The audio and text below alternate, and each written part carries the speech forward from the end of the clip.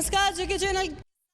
Live programme देख रहे हैं आप और मैं हूं प्रियंका गुप्ता आपके साथ। और आज हमारी जेके चैनल की सहयोगी न्यूज रूम से आपको रूबरू करवाएंगी खास खबरों के साथ। सिर्फ खास खबरों के साथ ही नहीं बल्कि खास बातों के साथ भी, जो कि जानना जरूरी है आपके लिए। और सबसे पहले हम शुरुआत करेंगे कश्मीर की खबर के साथ, क्योंकि हाल ही में जिस तरह से कश्मीर के बडगाम से एक बेहद ही दिल दहला देने वाली खबर सब सामने आई, और वो खबर ये थी कि एक लड़की के टुकड़े टुकड़े कर दिए गए। एक दरिंदे ने जिस तरह से पहले लड़की का मर्डर किया और उसके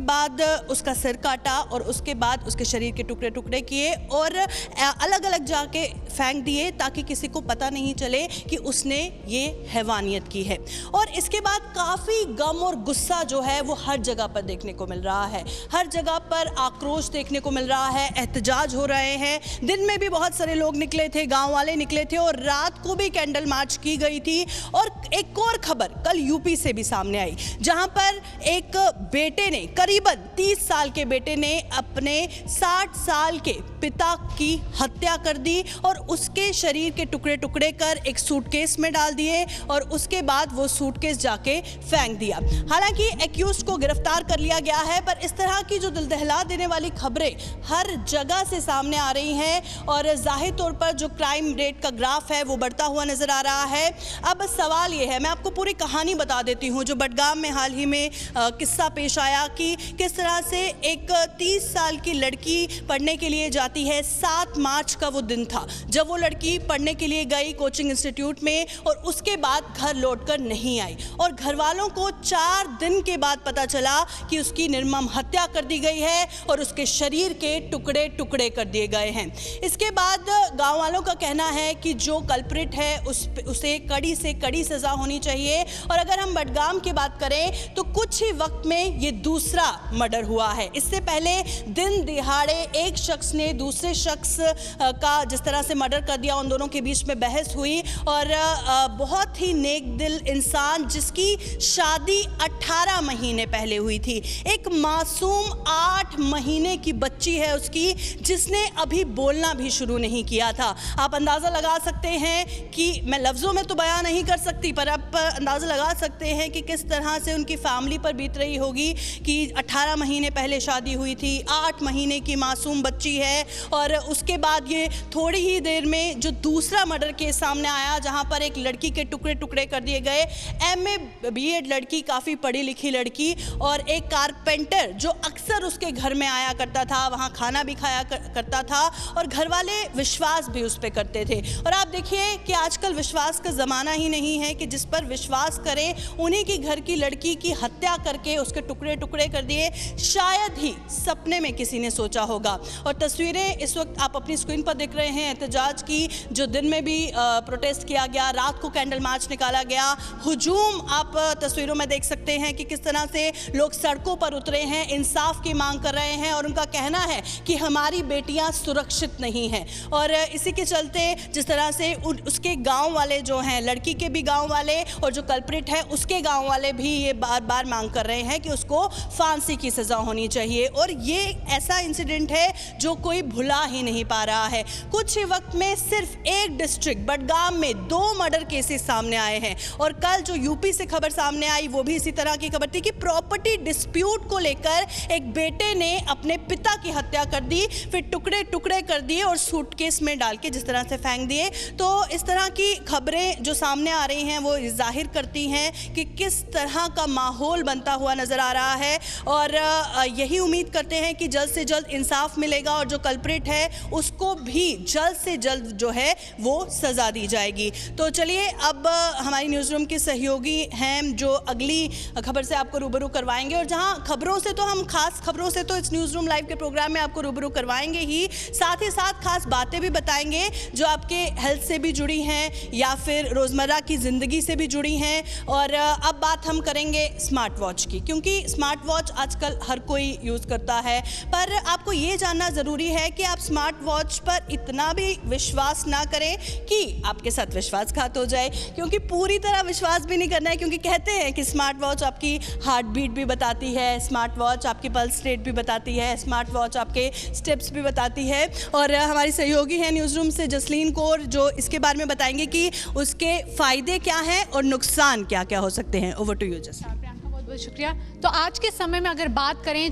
डिजिटल दुनिया की बात करें, तो तमाम तरह के इस तरह के प्रोडक्ट्स जो हैं आए दिन लॉन्च होते हैं। उसी में अगर बात करें तो भारत में भी कुछ वक्त से, अगर कुछ सालों से बात करें, तो स्मार्ट वॉच का एक नया ही चलन जो है वो साफ तौर पर देखने को मिल रहा है। पर आज कुछ आंकड़े आपके साथ साझा करेंगे जो कि हाल ही में काउंटर पॉइंट रिसर्च में साफ तौर पर सामने आए, जहां पर साफ तौर पर बताया गया है कि भारत में कुछ सालों की अगर बात करें तो स्मार्ट वॉच का चलन काफ़ी ज़्यादा देखने को मिला, और जिसमें से अगर हम बात करें तो चाइना को भी पीछे जो है छोड़ दिया गया है। हाल ही में जिस तरह से काउंटर रिसर्च में जब सामने आया कि चाइना की बात करें तो चाइना भी जो है इसमें पीछे रह चुकी है, और भारत दूसरी ऐसी कंट्री बन चुका है दुनिया का सबसे बड़ा, जहां पर स्मार्ट वॉच का बाजार जो है साफ तौर पर देखने को मिल रहा है। पर इसके साथ साथ स्मार्ट वॉच को लेकर कुछ डॉक्टर्स का ये भी कहना है कि जो आज के समय में हेल्थ को लेकर भी लोग बहुत ज़्यादा विश्वास जो है स्मार्ट वॉच पर करते हैं, क्योंकि हार्ट बीट से लेकर तमाम चीज़ें हैं जो लोग जो हैं स्मार्ट वॉच में देखते हैं। पर ऐसे में आपको ये बता दूं कि डॉक्टर्स के मुताबिक अगर आप पूरी तरह से स्मार्ट वॉच के डाटा पे विश्वास करें तो ये आपके लिए हानिकारक भी साबित हो सकता है। वो किस तरह साबित होगा, क्योंकि साफ तौर पर कहना है कि तमाम कुछ डाटा की बात करें जो स्मार्ट वॉचेस बताती हैं डॉक्टर के मुताबिक, अगर आप पूरी तरह उन पर विश्वास करें और डॉक्टर के साथ कंसर्न नहीं करें तो ये आपके लिए हानिकारक भी हो सकता है। पर कुछ स्मार्ट वॉचेस ऐसी भी हैं जिनमें अगर हम बात करें जिन पर आप विश्वास भी कर सकते हैं, जो कुछ CDSO के साथ जो है जुड़ी होती हैं। तो ये तमाम चीज़ें जो हैं इस रिसर्च में साफ तौर पर सामने आई हैं। और इसके साथ साथ डॉक्टर्स ने ये भी साफ तौर पर कहा है, साफ तौर पर जो हार्ट बीट को लेकर तमाम हार्ट के पेशेंट्स भी रहते हैं और वो भी जो पूरी तरह से अपने स्मार्ट वॉचेस पे विश्वास करना शुरू कर देते हैं, उनके लिए भी ये काफ़ी ज़्यादा हानिकारक जो है साबित हो सकता है। कुछ आंकड़े मेरे सामने हैं, वो भी आपके साथ साझा करना चाहूँगी, जिसमें ये साफ तौर पर बताया गया है कि काउंटर पॉइंट की जो रिसर्च में आंकड़े सामने आए हैं, जिसमें वैश्विक स्मार्ट वॉच बाजार की बात करें तो भारत की हिस्सेदारी जो है जुलाई सितंबर 2022 की बात करें तो तिमाही में बढ़कर जो है 30% हो गई थी, और जो उत्तरी अमेरिका के 25% और चीन की बात करें तो 16% से भी अधिक जो है वो साफ तौर पर बताई गई है। और स्मार्ट वॉच की जिस तरह से बात की तो फिटनेस गोल भी जो हैं आजकल इसके साथ जुड़े हुए हैं, क्योंकि इसमें तमाम कैलोरीज बर्न करना, वो तमाम डाटा जो है आप स्मार्ट वॉच पे देखते हैं, जिसमें पैदल स्टेप्स काउंट की बात करें, वहीं अगर ब्लड प्रेशर की बात करें, नींद की एक्टिविटी नापने की बात करें या हार्ट रेट का पता करना, ये तमाम चीज़ें जो आप अपनी स्मार्ट वॉच में देखते हैं। पर अधिकतर स्मार्ट वॉच की बात करें तो सेहत से जुड़े हुए कई इस तरह के फीचर्स जो हैं वो देती हैं, और कुछ वॉचेस नहीं भी देती। पर ये आपके लिए इसलिए क्योंकि आज के वक्त में हर किसी के पास एक स्मार्ट वॉच है और हर कोई जो है इस स्मार्ट वॉच के डाटा पर विश्वास कर रहा है। पर कुछ और आंकड़े भी हैं, वो भी आपके साथ साझा करना चाहूँगी, जिसमें तमाम बड़े बड़े डॉक्टर्स की अगर बात करें, जिसमें डॉक्टर हरेश जी मेहता हैं जो कि अस्पताल मुहिम फोर्टिस के हैं, उन्होंने साफ तौर पर कहा कि स्मार्ट वॉच एक छोटा सा आप इसे कंप्यूटर समझ सकते हैं जिसमें कई तरह के फंक्शन होते हैं, पर आप पूरी तरह से इस डाटे पर विश्वास ना करें कि कई बार ऐसा होता है लोग जो हैं यही डाटा रिकॉर्ड करते हैं जो अपने स्मार्ट वॉच पे देखते हैं और उसी हिसाब से अपनी मेडिसिन्स लेते हैं। तो साफ तौर पर डॉक्टर ने कहा कि आप ऐसा बिल्कुल भी पूरी तरह से इन चीज़ों पे विश्वास ना करें, क्योंकि एक छोटा सा कंप्यूटर है। सिर्फ अगर बात करें तो बताया जो Indian regulatory authority central drug standard control की बात करें, CDSCO की बात करें, तो सिर्फ जो उसके साथ जुड़ी हुई स्मार्ट वॉचेज़ हैं जो उसके अंडर आती हैं, अगर आप उन पे विश्वास करेंगे तो उनमें भी सिर्फ उन्होंने बताया कि ECG की 12 लीड में से सिर्फ एक लीड ही जो है वो सही बताती है। तो यानी कि स्मार्ट वॉच के डाटा पर आप पूरी तरह से विश्वास ना करें, जो इस काउंटर पॉइंट की रिसर्च में साफ तौर पर सामने आए। और बहुत बड़े बड़े डॉक्टर्स की बात करें तो उन्होंने भी इस पर साफ तौर पर अपनी राय जो है आम जनता तक पहुँचाने के लिए कहे, क्योंकि आपके लिए ये जानना काफ़ी ज़्यादा ज़रूरी है। तो चलिए बढ़ते हैं अब अगली खबर की ओर भी रुख करेंगे, जहां पर तंदीप मेरी सहयोगी आपको जम्मू कश्मीर के तमाम बजट के बारे में कई सुर्खियां जो हैं वो आप तक जो है साफ तौर पर पहुंचाएगी, और वो आपको जम्मू कश्मीर की मेन अहम बात करें तो बजट के वो साफ तौर पर आपको बताएंगी। तो चलिए तंदीप को हैंड ओवर करते हैं। तंदीप जी, शुक्रिया। तो जिस तरह से जम्मू कश्मीर का पिटारा जो है वो बजट को लेकर खुल चुका है, सबको इस चीज़ का बेसब्री से इंतज़ार था कि जम्मू कश्मीर में जो बजट पेश होगा उसमें क्या कुछ चीज़ें निकलकर सामने आने वाली हैं, किन किन चीज़ों पर सबसे ज़्यादा जोर जो है वो दिया जाएगा। तो इन सब चीज़ों पर बातचीत होगी कि जो पिटारा खुला है इस बार जम्मू कश्मीर में क्या कुछ सामने आया है। जो पिछली बार का बजट था इस बार उसमें कितना बेनिफिट जो है वो हमें देखने को मिला। साथ ही साथ हम ये भी जानेंगे कि जो बेनिफिट तो मिला है और जोर किस पर दिया गया है, और जो पिछली बार का बजट था उसमें कितना काम किया गया था, कितना उसका असर ग्राउंड पर नजर आया और इस बार उसका असर ग्राउंड पर कितना नजर आएगा। तो सबसे पहले इसी के साथ ही 5 साल की अगर बात की जाए तो साफ तौर पर जम्मू कश्मीर के लिए जो है 11,08,500 लाख करोड़ रुपए का बजट जो है वो पेश किया गया है, और साथ ही इस वर्ष 2022-23 के मुकाबले में 5,500 करोड़ रुपए की बढ़ोतरी जो है वो इसमें नजर आई है। वहीं पर बजट में शिक्षा, स्वास्थ्य, बिजली क्षेत्र पर खास जोर दिया गया है, जो कि सबसे ज्यादा कमी इसमें देखने को मिलती है। वहीं पर इसी के साथ ही 5 साल में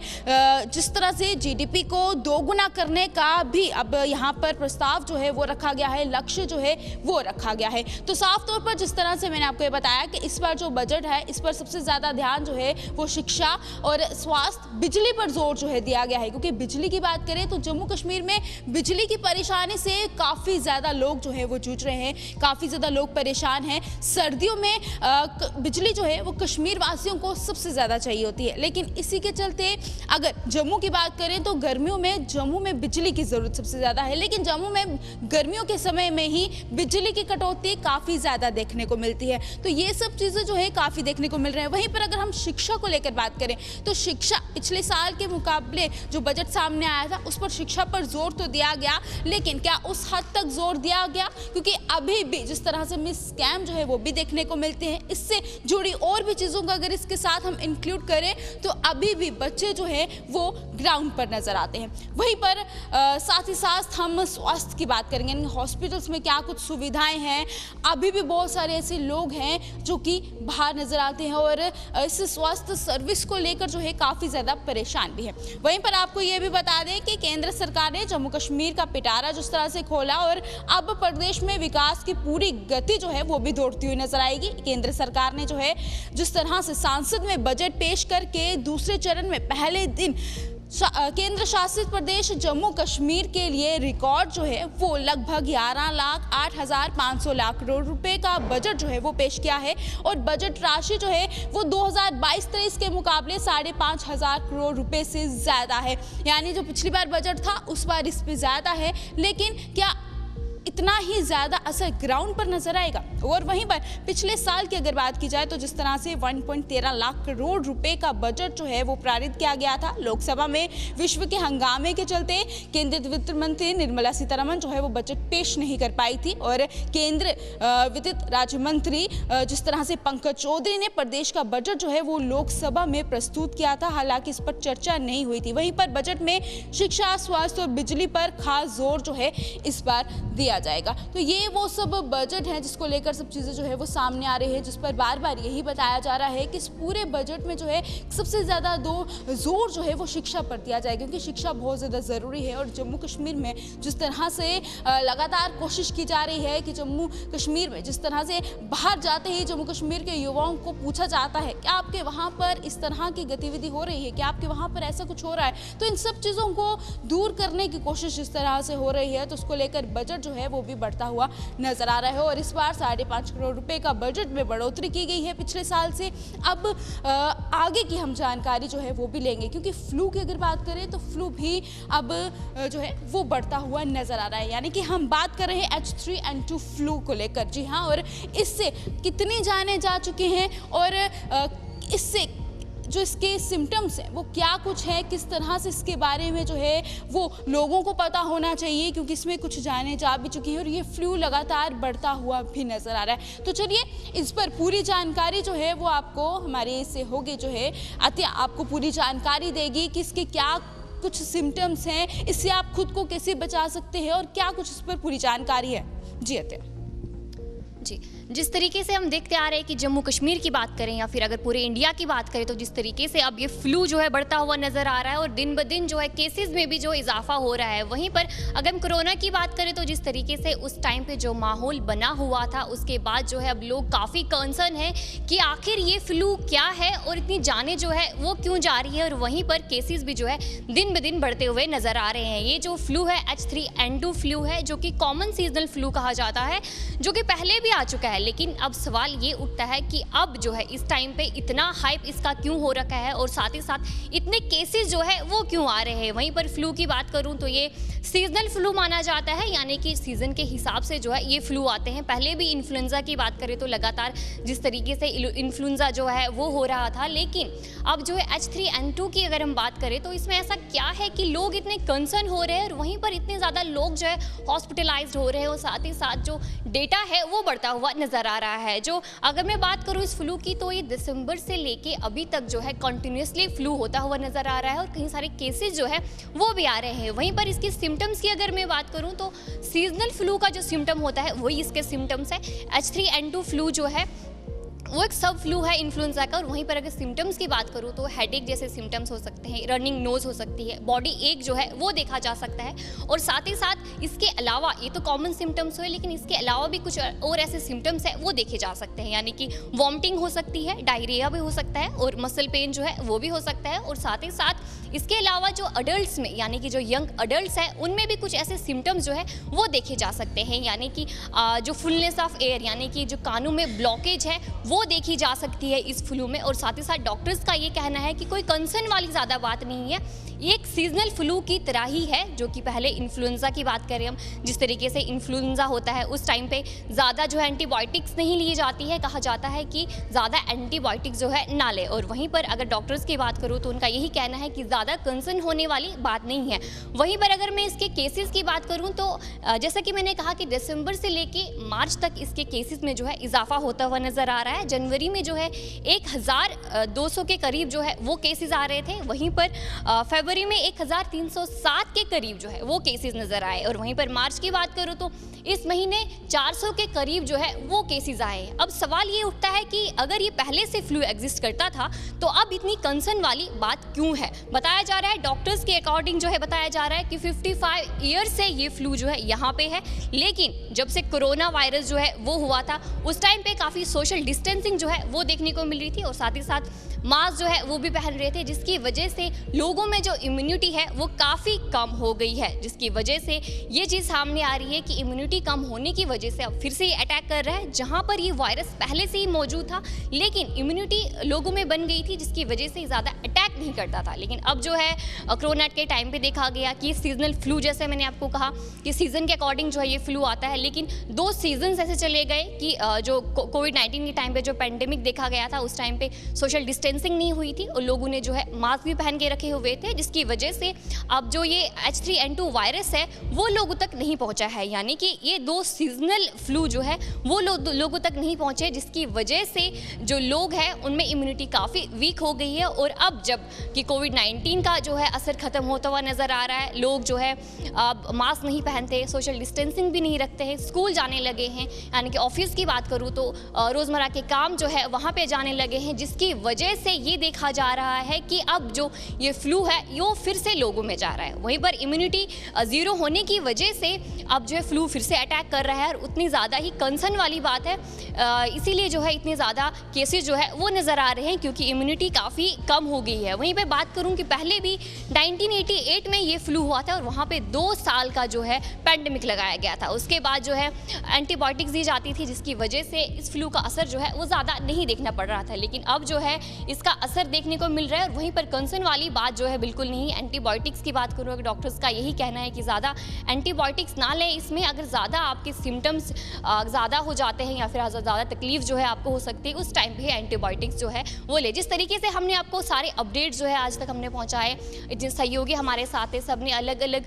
जो टॉपिक्स पे आप अपडेट पहुँचाए, आप सभी से मैं रिक्वेस्ट करना चाहूँगी कि वो यहाँ पे आए और सभी से जो है अलविदा कहें। जी मैम। जी बहुत बहुत शुक्रिया आत्या, और इसी तरह से हर रोज़ 11:30 बजे न्यूज़ रूम से हर खास खबर हम आप तक पहुंचाएंगे। जेके चैनल पर हर रोज़ 11:30 न्यूज़ रूम लाइव देखना ना भूलिएगा। फिलहाल दीजिए इजाज़त, नमस्कार।